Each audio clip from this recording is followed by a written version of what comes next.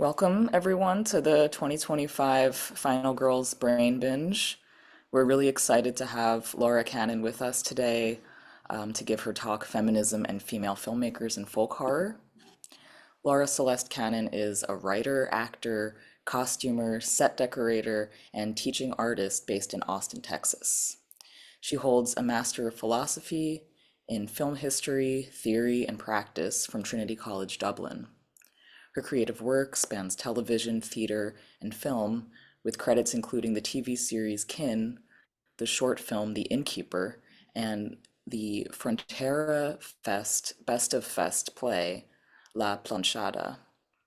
Her short horror screenplay, 37 Candles, won Best Horror Short, or Best Short Horror Screenplay at the 2024 LA Crime and Horror Film Festival and was a semifinalist at the Waterford International Film Festival. Laura first discovered her love of horror when her brother-in-law made her stand in the rain for 2 hours to attend a midnight screening of Mike Flanagan's Oculus at South by Southwest. So I'm going to hand it over to Laura now. Hi. Um, First, I want to say that I am so happy to be here. I've been a fan of the festival for a long time, and it is such an honor to be presenting today. A quick note for everyone on this talk. There will be spoilers for the films. It's hard to have a in-depth discussion without getting into spoilers. And also, I wanted to give a few trigger warnings. We are delving into some heavy subjects here. Some things are death, assault, genocide, murder, revenge, and that's just a few of them. So I tried to put some trigger warnings before each film that we talk about, um, just to let people know what we're getting into. So I guess let's go ahead and start with feminism and female filmmakers and folk horror. This was the topic that I did my dissertation on, but there have been new films that have come out since then and ones that I didn't get to include in my paper. So this is kind of a hybrid of some of those topics as well as new things that I have been exploring.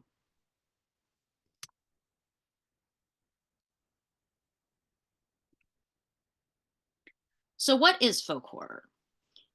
Looking at the traditional ideas of womanhood, the home is the woman's domain, and stories were often told around the hearth or the fire. The home and the fire was the place to gather for company and safety, but it was run by women. While this does not mean that all folk stories are feminist, I believe that it gives folk horror an added quality that lends itself to feminist themes. Today, we will look at the history and elements of folk horror, explore the idea of the superstitious daughters and the realist sons, and look at some portrayals of motherhood, witches, revenge, trauma, and in folk horror. So the term folk horror did not come into prominence until Mark Gatiss used it in his 2010 BBC special, A History of Horror. He introduced the idea of the unholy trinity. This is comprised of three films, Witchfinder General, The Blood on Satan's Claw, and The Wicker Man. In the documentary Woodlands Dark and Days Bewitched, film scholar Sam Dean said, Blood on Satan's Claw seems to be more about this sort of terror of female sexuality and this terror of a kind of youth population coming up against the establishment. Now, for me, the character of Angel Blake is certainly captivating. She is a cult leader, a voyeur, and a murderer.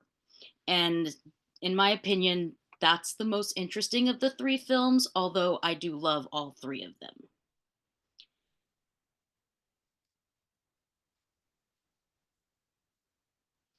In his book, Folk Horror, Hours Dreadful and Things Strange, Adam Scoville identifies four elements of folk horror: landscape, isolation, a skewed belief system and morality, and a happening or a summoning. He says, sometimes in folk horror, there is a desire to paint the narrative as being simply a clash between the old ways and modernity.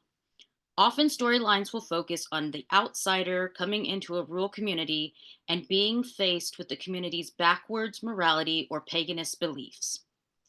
While the most famous example of this is The Wicker Man, we are going to talk about an episode of the BBC series Play for Today called Robin Redbreast and the TV miniseries The Dark Secret of Harvest Home. Robin Redbreast predates The Wicker Man by 3 years. It is basically a made for TV movie about a woman named Nora who moves to the British countryside to get over a breakup. While she is there, she meets the quirky townsfolk and the handsome Rob. After a one night stand, Nora discovers she is pregnant.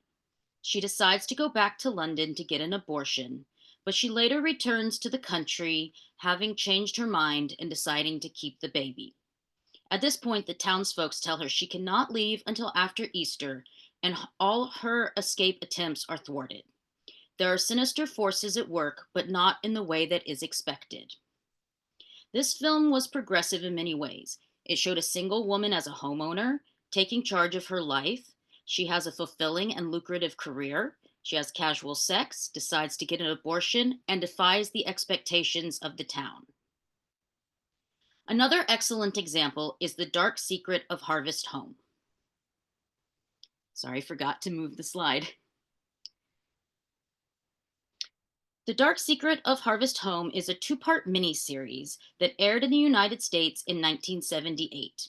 Directed by Leo Penn, based on the book by Tom Tryon. It is the story of a family from Manhattan that buys a house in a rural community of Cornwall Coombe. Cornwall Coombe is a matriarchal society, and the wife, Beth, and the daughter quickly take their place within the community.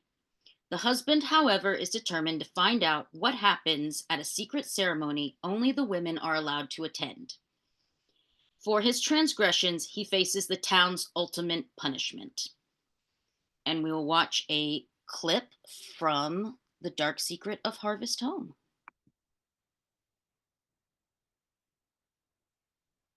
Praises. Let us speak with the tongue of the goddess who dwells in the earth. Our mother sustains us. Our mother sustains us. He of all men shall know the secret of the mother.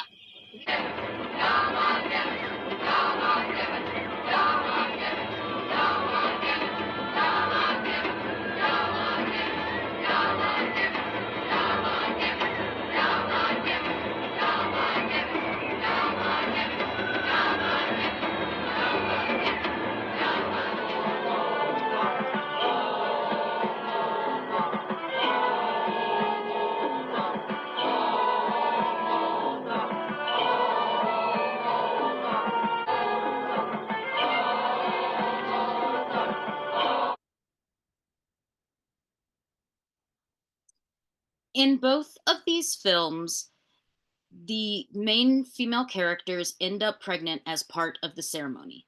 The difference is that Beth, in The Dark Secret of Harvest Home, was a willing participant, and Nora, in Robin Redbreast, was set up. She had sent Rob away, and he only came back after the townspeople put a bird down her chimney to scare her.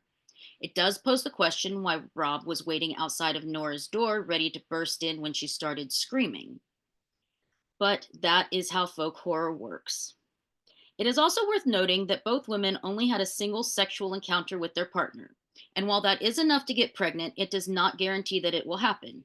So I wonder if there was a contingency plan in these cults to make sure that there was a new offspring. Both of these show fertility and motherhood play an important role. Nora must provide the next Robin to be sacrificed. Beth, in her role as the Cordon Maiden, had to produce more offspring to help replenish the population of the town and provide new blood into the community. Both films are perfect examples of folk horror. They include all four elements of folk horror. The landscape plays an important role in the story. The characters are isolated from the outside world. The new society has a belief system that is skewed and at odds with the outside world, and each includes a happening. In both cases, this is a human sacrifice. In an article on medium.com, Richard Foltz asks, Why is there Praise it. a resurgence in folk horror? The article says whether it be ruminations on motherhood in Lamb, the dangers of toxic masculinity in men, or the power and beauty of femininity in the face of puritanical patriarchal societies in The Witch, this new wave of folk horror carries a particular through line that can't be ignored. Put another way, the new theme of folk horror could be down with the patriarchy, or can women get a gosh darn break from you misogynist a-holes? Now, while Lamb, Men, and The Witch are all great films, they are directed by men. So let's discuss some films by female filmmakers. We're going to look at Dearest Sister, directed by Maddie Doe, Tigers Are Not Afraid, directed by Issa Lopez, and The Wind, directed by Emma Tammy. In all three of these films, the downfall of the men is caused by their own unwillingness to listen to the women around them.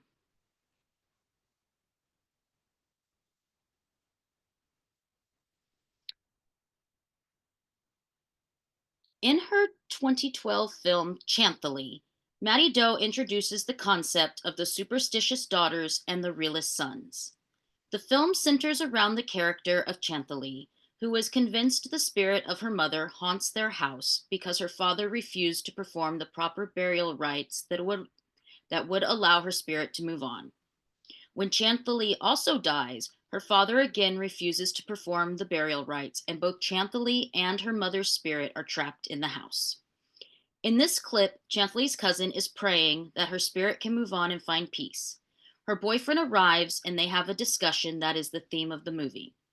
By refusing to acknowledge the possibility of the supernatural and their unwillingness to listen to the women around them, both men bring about the tragic events in this film.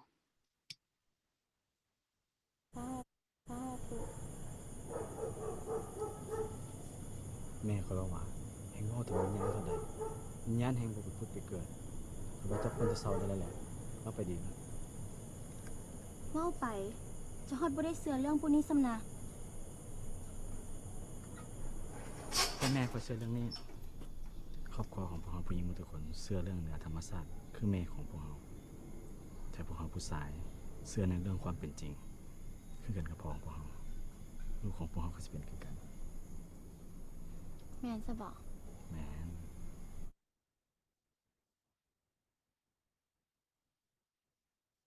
In Dearest Sister, Anna is a Lao woman married to a white man named Jacob. She is losing her sight, passing out, and having visions. She does not even have the chance to warn her husband something is going on. He talks over her, speaks to her doctors behind her back. She is not allowed to speak for herself. He simply wants his problem to go away because he has other things to deal with. She asks him not to leave her alone, but he does, and things go wrong. When he arrives in the middle of the night to check on her, he is murdered. In Tigers Are Not Afraid, Estrella is given 3 pieces of chalk that are wishes. After her mother disappears, she joins a group of orphaned children. Shine is the leader of this group. At first, he believes Estrella about her wishes and asks her to use one to remove the scar on his face. However, the wishes never turn out the way that she hopes they will, so she refuses. Later, he tells her he doesn't believe in the wishes, so she uses the last piece of chalk to draw a line through his scar. Immediately after that, he is killed. The place where his scar was is now gone. The Wind, Demons of the Prairie shows Lizzie struggling to determine if a demon is after her or if she is losing her mind.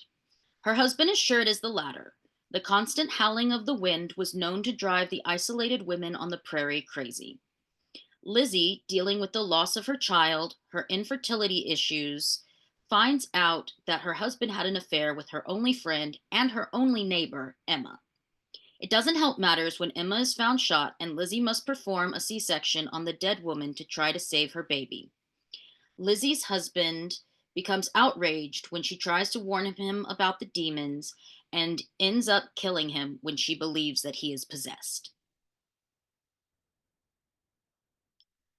A common factor in these films is blood. Over the course of women's lives, we see a lot of blood.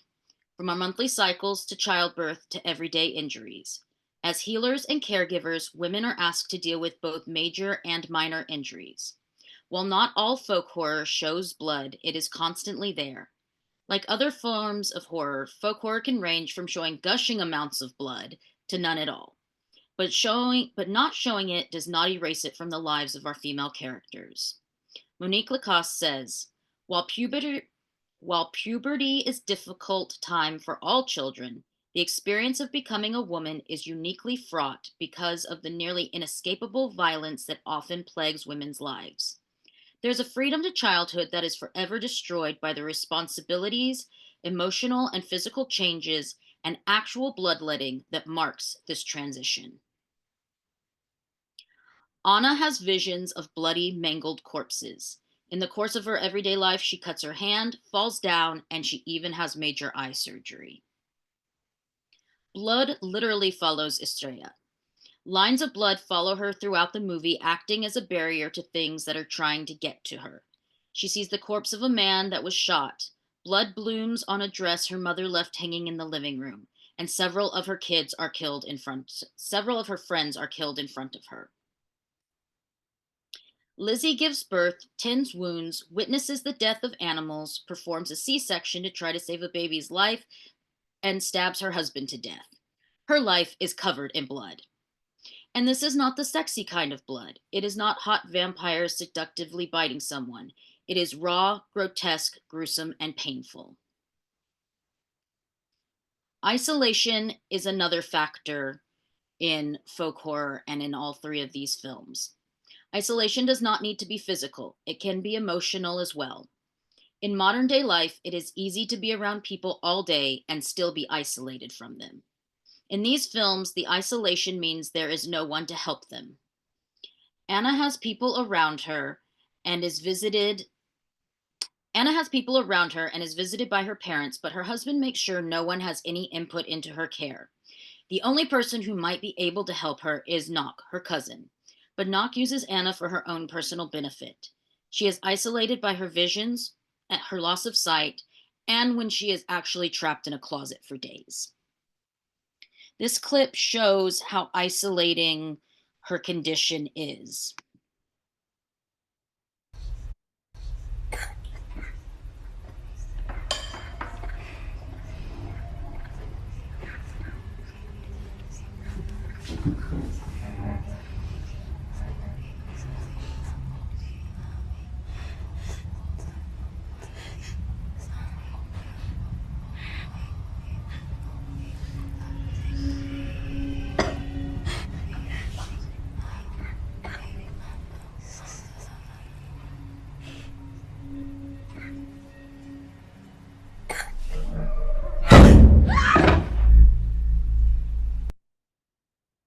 Though you can see she is trying to protect herself, she is still in a fragile state and her world is closing in around her.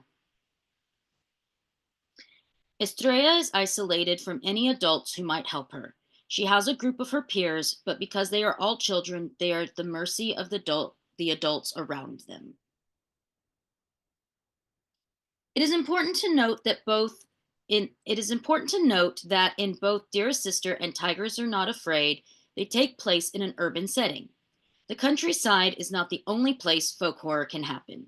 Films like Candisha, It Lives Inside, and Candyman are excellent examples of urban folk horror. The city can be just as isolating as the countryside. The Wind does have a rural setting, but it is not the close confines of the forest, but the vast emptiness of the prairie. Aside from her house, there is nowhere for Lizzie to hide. Her isolation and exposure and the relentless howling of the wind play into her declining mental state. It doesn't matter if there is a demon or not. She's not in a good place. And I really love this shot in the movie because it shows just how vast the expanse is. Here she's being followed by the ghost of her former friend. And as you can see, there's nowhere to go. It's just the two of them out there. Now let's talk about one of the most recognizable and misunderstood women in folk horror, La Llorona. There have been no less than 7 films made about her, not including episodes of TV shows like the horror procedural Grimm. 2 La Llorona films came out in 2019, one set in the Conjuring universe and one that is set during the trial of a former Guatemalan dictator for his part in the Maya genocide. The next slides will compare and contrast the 2 films. Most versions of La Llorona show her as an evil woman who, like Medea, drowned her children to get back at her lover who betrayed her. In Reel to Reel, Race, Sex, and Class at the Movies, Bell Hooks says, movies do not merely offer us the opportunity to reimagine the culture we most intimately know on the screen, they make culture. When we see something portrayed on screen over and over, it is easy to adopt it into our thinking. When films have reinforced the idea of La Llorona as an evil seductress who enjoys killing children and men, it becomes hard to separate that in our minds. As you can see here, the top picture is from La Llorona, and then the second one is from The Curse of La Llorona from the Conjuring universe. And this is a difference between the 2 characters. We see the grotesque, evil, open-mouthed, screaming woman, and then we see the quiet, complacent woman who is quietly asking for justice. In Chicana Feminism and Horror, Fear La Llorona, Orquídea Morales says, La Llorona for Chicanas is the voice who cries out against injustices. In Jairo Bustame's 2019 film, La Llorona gets to do just that. Alma is the new housekeeper at the dictator's house. She does not kill anyone. She does not turn into a monster. She is kind to everyone in the house and even helps the little girl learn how to hold her breath underwater. She does this so what happened to her own children will not happen to the little girl. When flashbacks eventually tell us her story, it is heartbreaking and horrific. The film also explores the compliance of women in their husbands' crimes. Carmen does not want to face what her husband has done. Her own prejudice and her fear of losing her wealth and status cause her to dismiss the claims of the women testifying at the trial. Only when Carmen has visions of Alma's rape and murder and the murder of her 2 children does she show any signs of sympathy or understanding. Natalia also turns a blind eye to her father's crimes. She is disturbed by the testimony at the trial, and she asks her mother some probing questions, but ultimately does not search for answers. In recent years, horror has allowed filmmakers to explore current events and topics important to society. Films like Get Out, Candyman from 2001, His House, and Under the Shadow look at topics like police violence, war, oppression, racism, and sexism. La Llorona fits perfectly in with these films. Its deeper commentary and different approach to the myth helps us see La Llorona not as a bitter, evil child killer, but as a woman surrounded by tragedy and as a representative of a woman's voice and agency. I wanted to briefly touch on the 1933 film. It tells the story of a woman who had an affair with Cortez and they had a son. He takes her son away and she curses him and then commits suicide. These 2 versions offer a picture of a woman betrayed who is grieving, but not a vengeful spirit. She Will, from 2021, is a film that is part revenge, part witch story, and part historical. It follows an aging actress, Veronica, who is recovering from a double mastectomy. She goes to a remote retreat in Scotland that is in the place where women were burned as witches. Through the spirits of these women, she is able to get revenge on a man that abused her as a child. It is a supernatural revenge story, but a different tone to the next 2 films we will talk about. Brandon Stanwyck put it beautifully in their review. Veronica feels herself drawn to the echoes of these women, set aflame by patriarchal culture akin to ours. Their embers may have stopped smoldering generations ago, but Veronica's unburied pain reignites them. She becomes their vessel, and they provide her fuel to transcend. Looking at the idea of the mother, the maiden, the mother, and the crone, Veronica would be in her crone years. Society will often have a dismal outlook on older women, but Alice Krige as Veronica exudes power. There is a scene where she is standing topless in front of a mirror showing her scars from the recent mastectomy. The other people at the retreat are going into the woods to build a fire and celebrate the burning of the witch and reason over the demonic. It cuts back to Veronica, and the look on her face is stunning. She is looking forward to what is coming next. There were more than 4,000 women put to death in Scotland for heresy. Scotland recently created an official registered tartan to honor those accused and convicted of witchcraft. She Will is a reaction to the Me Too movement, and while it offers no answers or changes for the future, it is sometimes just nice to see the bad guy punished, some wronged souls seek revenge, and a woman have power. Barbara Creed says in Return of the Monstrous Feminine, the female protagonists want more than just retribution. They want to tear down the system that not only enables but sustains male violence and rape culture. Their revolt, which is personal and deadly, is against the entire patriarchal symbolic order. While she is talking about new wave feminist films, I feel that this quote pertains to both Kirineko and Queen of Black Magic. In Kirineko, the mother and daughter-in-law both pledge to keep killing until they have killed all the samurai. In The Queen of Black Magic, Murney is encouraged to wipe out the town that tried to murder her. They are not interested in just punishing their attacker, but the entire system.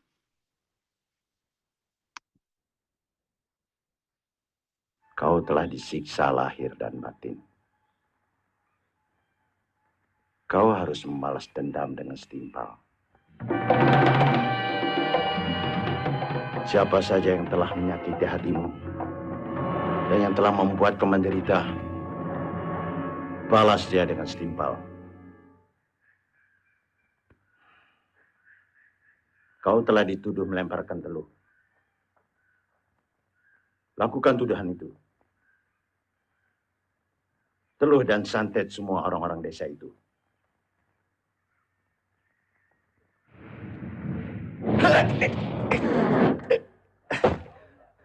Seruni. Aku bukan Seruni. Aku Murni. Ratu Ilmu Hitam. Akan membunuhmu. Tunggu dulu. Itu tidak penting. Aku hanya ingin... Murni!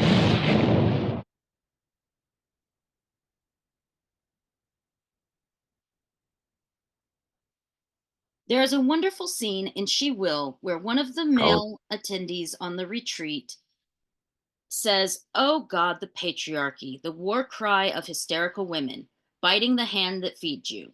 And then his hand bursts into flames. Kirineko and Queen of Black Magic both employ supernatural elements for their revenge. In Kirineko, the mother and daughter-in-law are both raped and murdered by samurai.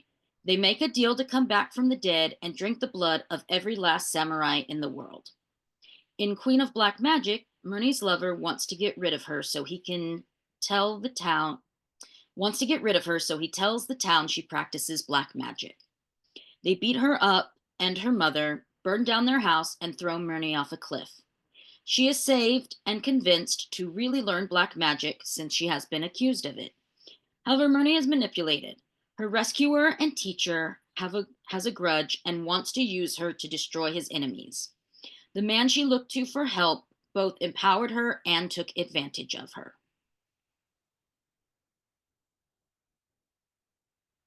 There could be an entire presentation on motherhood in folk horror, but I wanted to quickly touch on the film You Are Not My Mother. Like the films Relic and Moloch, You Are Not My Mother is a story about 3 generations of women. It is a changeling story, meaning that a person was taken by the fairies and replaced with someone else that looks like them. Usually the changeling cannot survive for long, a few days to a few weeks. The most common changeling stories are about children that are taken. This one is unique because it is the mother that has been taken. The first few minutes of the film are extremely haunting. It is night. A stroller sits in the road. There is no one around. A baby cries. It has a very strong effect. There is a lot to dig into with this film. There is a multi-generational household, mental illness, being a single parent, and coming of age. On the way to school one morning, Char's mother says, "I can't do this anymore." And later that day, her car is found abandoned in a field. But that night, her mother returns, and with a happier demeanor and no explanation for her absence. Char knows something is wrong, and so does her grandmother. But Char's uncle is trying to get back to normal as fast as he can. Char also suffers bullying from many of her classmates and the people in the town. They remember the event when she was a child, where her grandmother took her into the woods, convinced that she was a changeling, and set her on fire because that is the only way to prove that someone is a changeling. The fairies then returned the real Char. This is their revenge on trying to get her back. They have taken her mother. The deterioration of the changeling is reminiscent of the way that aging women are viewed. The changeling falls apart and becomes a hideous monster. Her teeth fall out, her hair falls out, her skin becomes grotesque. And this is often, as we have seen with films like The Substance, how people can think of women as they age. In conclusion, I just wanted to say that, I wanted to say that folk horror is ripe with feminist themes. Most of the films we talked about today were directed by women, although I mentioned a few that were not, like Robin Redbreast, The Dark Secret of Harvest Home, and both, actually all three versions of La Llorona. But there is ample space for women to continue making wonderful films in this genre. And I'm very excited to see what comes next. Thank you so much, Laura. This was, yeah, extremely fascinating, brought so many new perspectives into discussions of this genre. If anyone has any questions, please use the chat. Just trying to change the view now to see myself as well. Yes, hello everyone. I'm curious about your like entry point into this research and bringing so many films into the discussion that maybe previously weren't thought of as folk horror. Can you talk a bit about that, about your interest in combining these elements? Sure. When I was starting to explore topics for my dissertation, I started looking at films that I really loved, and I came up with Tigers Are Not Afraid, Dearest Sister, and The Wind. Um, and started looking at, like, okay, what are the common elements in these? And I realized that they all had folk horror elements. But at that time, I didn't know exactly what they were. So did more research.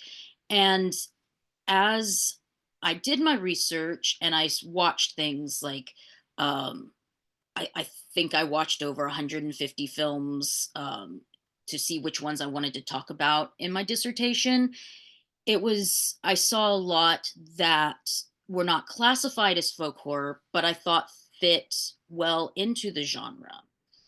Um, and then, like I said, there's new films that have come out. Like, I didn't talk about She Will in my dissertation. That's one that I watched, I guess, about a year ago. And I was like, oh my gosh, this is amazing. I need to include this if I ever revisit this.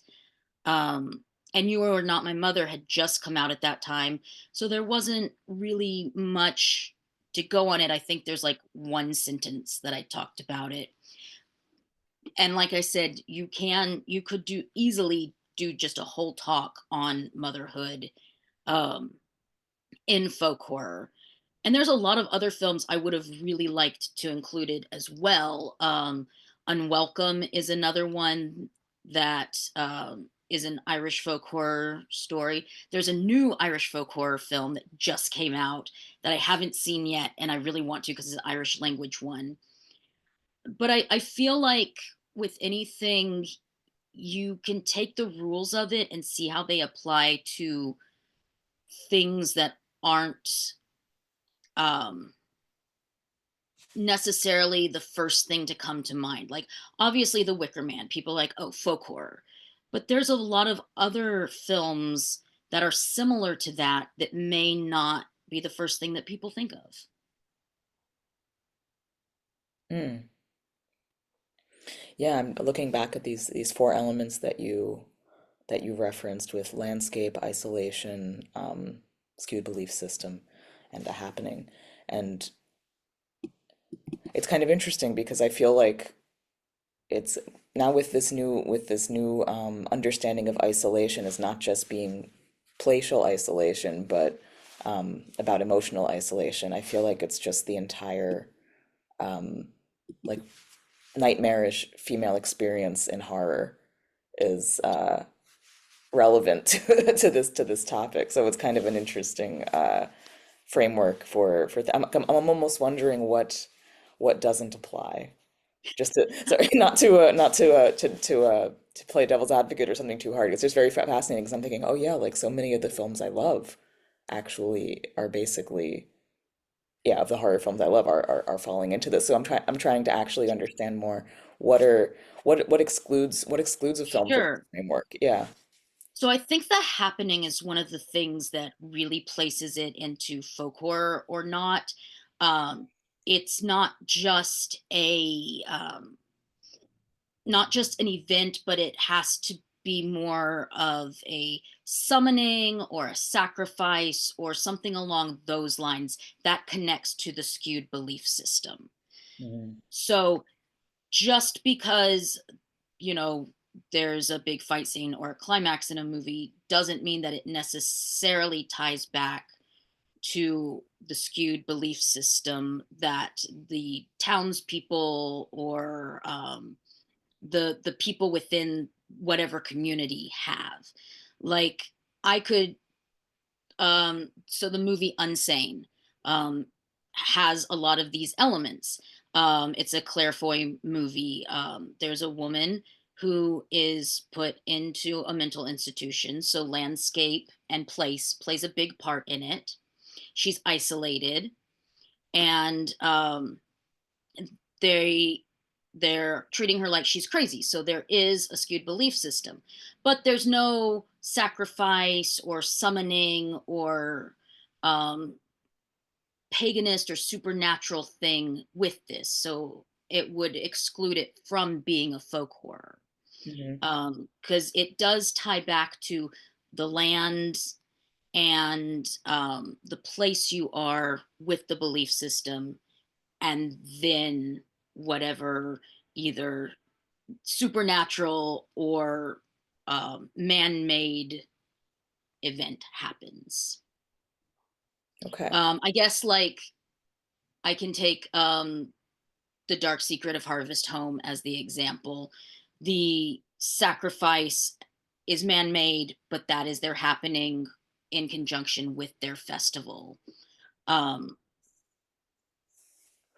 which ties into them wanting to grow the crops for the land. The spilling of the blood is what is supposed to help that. Mm. Yeah, I really enjoyed your focus on blood as well, as Thank being you. in this case not sexy blood at all, right? No. It's just it's the visceral, the grotesque, and the very in the case of what you discussed, also just as such an integral part of female experience as well. Yeah. Uh, yeah, so I definitely appreciated that tie. Is anyone have any comments, questions, things that stood out to you that you'd like to engage about? Or Ellie, do you have Yeah, any questions for? I think just generally when I think of folk horror, I often think about the issue of class and how that's Yes. kind of negotiated. I'm wondering if you have, yeah, more to say about of class in the context of folk horror and also the intersection of gender and class in these films as well. Yes, that is a big topic.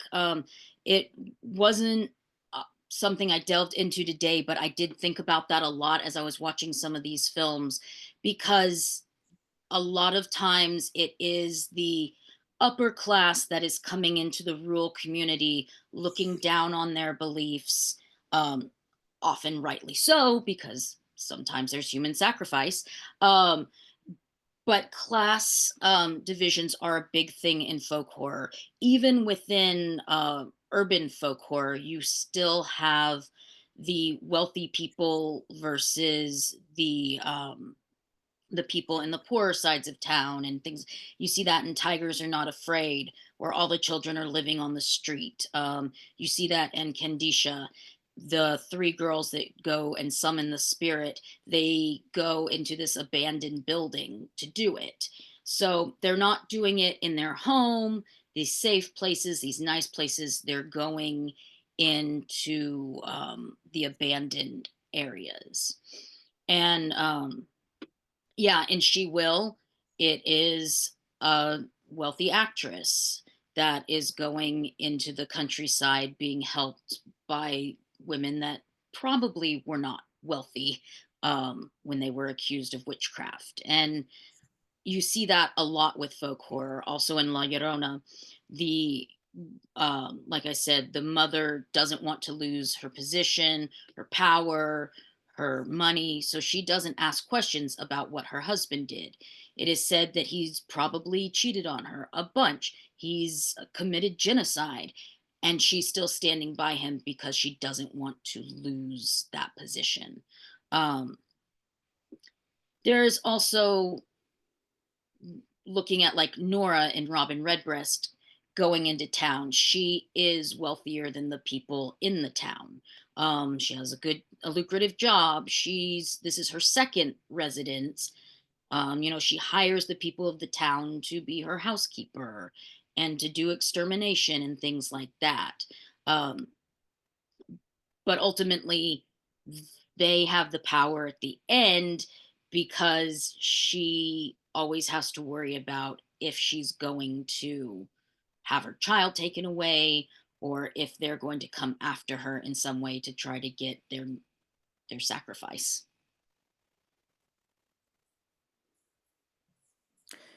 Can you go a bit more into the figure of the crone in a few of the films that you mentioned? Just Oh, curious to sure, hear yeah. a little bit more about Um, research there. so that is something that I do want to delve more into in my own research. But in typical Hollywood films, we tend to focus always on the maiden, sometimes the mother. We don't really like the crone.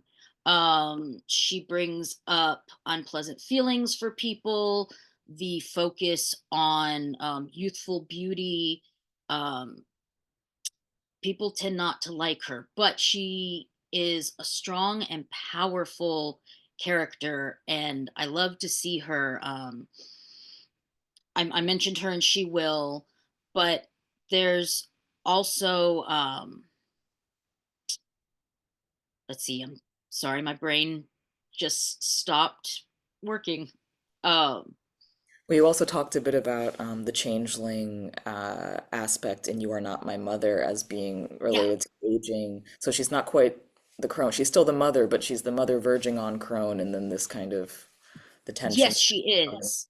And also in You Are Not My Mother, there is the grandmother character. So we do have the maiden, the mother, and the crone, all three of those there.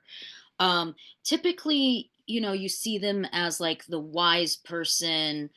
Um, like in You Are Not My Mother, she doesn't have a ton to do, the grandmother doesn't, but she is still there to give advice, and she is the one that understands what is going on. But that transition from mother to crone is very interesting, and I don't think that that's explored enough in movies, um, not just folk horror, but in that transition period for women in general is just something that we don't talk about a ton in our media. And I think it's because it brings up unpleasant feelings for people. Um, but aging is a part of life and it's something that can be done well.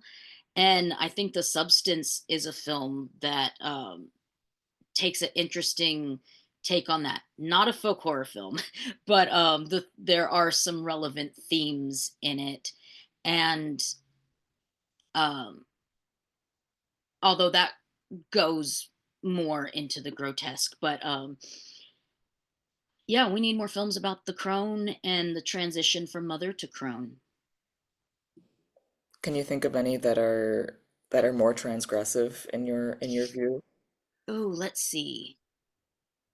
That because I know that it feels like such an absent figure in so many, in the larger horror context. For example, I mean, with witches, there's usually just, for example, in The Witch, right? In Robert Eggers' The Witch, there's like these glimpses. You get a glimpse of this figure. She's not even quite real, or like Yeah. she's shown in these like horrific, yeah, these very momentary like glimpses. So I'm just thinking about the visibility in this regard. Um, if you have any thoughts about, I mean, and there are non-folk films which are like exploitation films, which are all about showing, and there may also be some exploitation horror that I haven't, or folk horror, sorry, that I haven't thought about too much. There's something with Shelley Winters that I can't currently remember the title of, and perhaps also there was one that you mentioned. I wasn't familiar with it. I wrote it down somewhere. The Dark Secret of Harvest Home. Is there in that one ritual scene you showed, was there kind of an elderly character as well? The Secret Yes. Mother. Yeah, I'm not familiar with it, but I'm curious to know if you have any thoughts about these ritual scenes where elderly women are taking part. Yeah. So in The Dark Secret of Harvest Home, the community is run by Betty Davis, and her character is the basically like the keeper of the knowledge. She does share it willingly with everyone, but she is, I guess, for lack of better term, like the mayor of the town. But she presides over the rituals. She's the one who picks who the next corn maiden is. Um, so she very much has a place of power in that community. Another film that I was thinking about that shows, they kind of leave out the mother, they have the maiden and the crone, is Osgood Perkins' Gretel and Hansel. Um, I It's more fairy tale, but I think it could fit into folk horror. But in that one, the witch is seen from moving between um, being old and being young. So she's kind of fluid in her aging. Um, and yeah, it's definitely what I'm going to have to think more about, like ones that actually focus on the crone. Um, that there are great films like Relic has the three generations. That one deals with like dementia and Alzheimer's, with the grandmother, the daughter, and the granddaughter. And then there's also Moloch, which is a I think Dutch folk horror film that again is kind of a generational thing with the grandmother, the daughter, and the granddaughter, um, where the spirit of this descendant takes over the body of each woman. So it's passed down from mother to daughter. When the mother dies, that spirit will then enter the daughter, and her spirit will be left to wander. Um, so I think that's an interesting look at like generational trauma. Um, but going back to the ritual scenes, uh, there's some films that like to show it.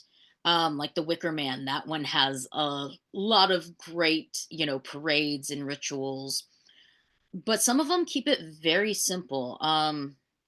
But I do enjoy a good ritual.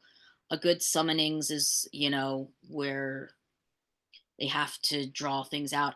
I don't know if you're familiar with the movie Dark Song. Heard of it, but Um, haven't seen. but that one is basically nothing but ritual, and it's a very fascinating look at how far someone's willing to go. This woman is trying to contact her guardian angel, to help find out who murdered her son. And the whole movie is her trapped in this house with her guide, doing these rituals over and over and over and over again until um, she's kind of broken, and you know you see if she succeeds or not. But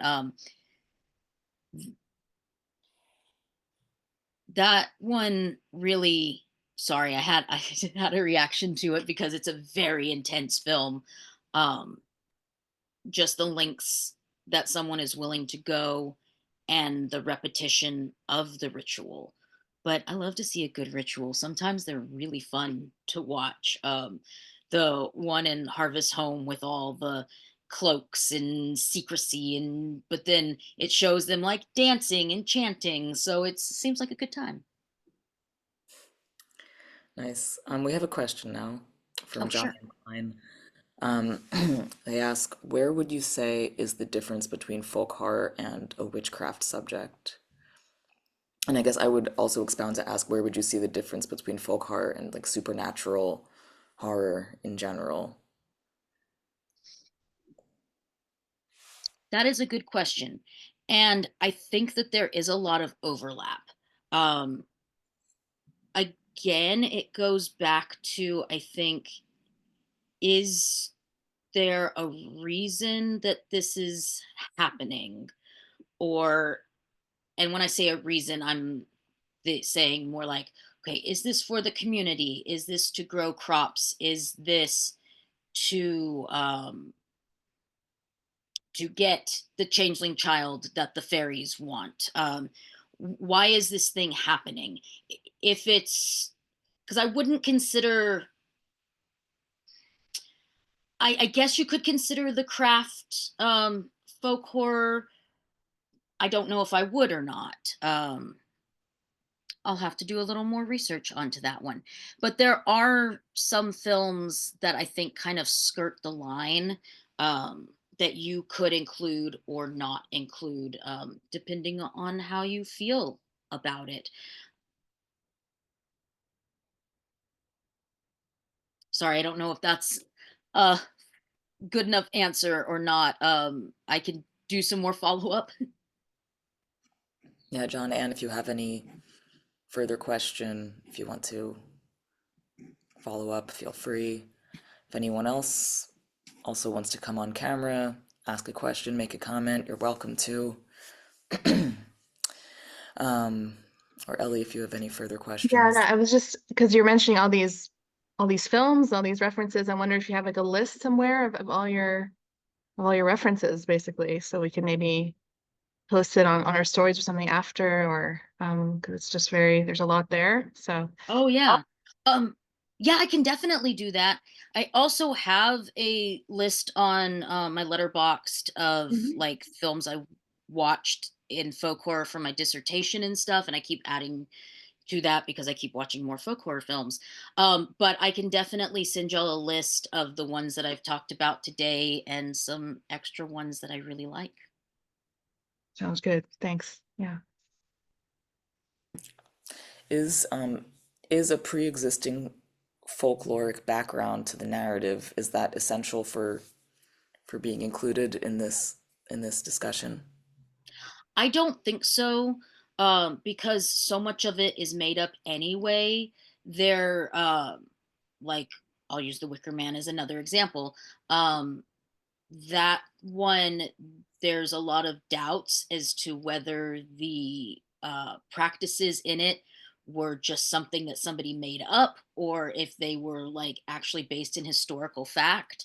So if it's made up anyway, then um, why can't you make up new folk horror? Um, I 'Cause think I meant also existing within the diegetic world of the film. So oh, it gotcha, doesn't gotcha. have to be existing in the real world, but something of a folkloric, yeah, I feel background. like there does have to be something like that, because you have to build the rules of why the isolation is happening and why the happening or the summonings is happening. One that I can think of that, well, now that I'm thinking about it, I just changed my mind. I was going to say the Blood on Satan's Claw doesn't really have that, because when they dig up the skull of this fiend, um, everybody's like, well, I don't know what this is. I don't know what you're talking about. But there is a book that they discover about witchcraft and about what all of this means. So yes, there it does have something already set up in the world. People just don't know about it at the beginning of the film. So, and I think that happens in folk horror a lot, where something happens and you don't know what it is. So you stumble across the old manuscript, or somebody tells you a story, and then you start figuring out what's happening. Um, so, yeah, I think that has to be set up somewhere in the world. Okay. Well, if there aren't any further questions, I would say thank you for this engaging discussion and for this talk, which I mean introduced us to so many interesting films to look into as well as to reconsider in this new framework. Um, so yeah, thank you again so much, Laura. Thank And you. yeah, it was great to have you here. We'll be back again in an hour. Oh, John Ann Klein is asking for your letterboxd name. So Oh, sure. There we go. I forgot to change the slide. So my letterboxd is L Cannon. I'm on Instagram at Cannon Lara C. And I don't know why it didn't put my email address there, but that's cannonlarac@gmail. And I have a podcast that's been a little inactive called Fatal Femmes, but it should be coming back soon. great, thank you so much, and we will be back. Ellie, are you there with the schedule right in front of you? It's going to be gentrification Yes, horror. it's 6. That's right. Then at 8 we have the queerness and disability in horror panel. So that'll be our final talk of today, and then tomorrow we have 4 more for you. So see you all soon. Bye.